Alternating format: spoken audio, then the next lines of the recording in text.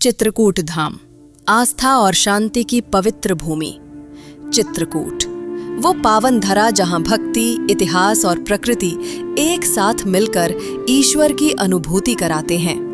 उत्तर प्रदेश और मध्य प्रदेश की सीमा पर बसा ये धाम भगवान श्री राम, माता सीता और लक्ष्मण जी के वनवास का साक्षी रहा है।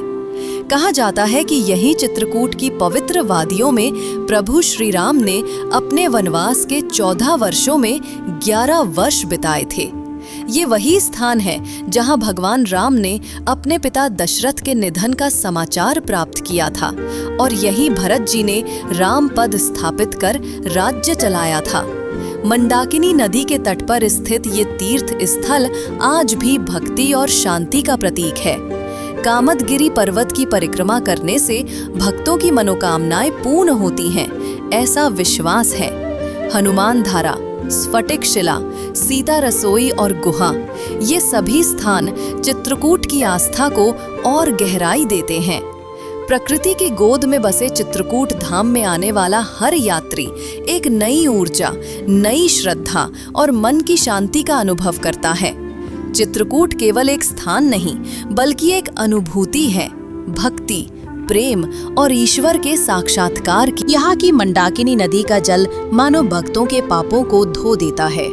सुबह की आरती में जब घंटियों की मधुर ध्वनि और नदी की लहरों की सरगम एक साथ गूंजती है, तो वातावरण दिव्यता से भर जाता है। कामदगिरी पर्वत की परिक्रमा यहाँ का सबसे प्रमुख धार्मिक अनुष्ठान माना जाता है। कहा जाता है कि स्वयं भगवान राम ने इस पर्वत की परिक्रमा की थी। हर साल लाखों श्रद्धालु यहाँ आकर अपने जीवन की मनोकामनाएं पूर्ण करने की कामना करते हैं। हनुमान धारा, एक चमत्कारी स्थल जहाँ ऊंचाई से गिरता झरना भगवान हनुमान की तपस्या का प्रतीक है।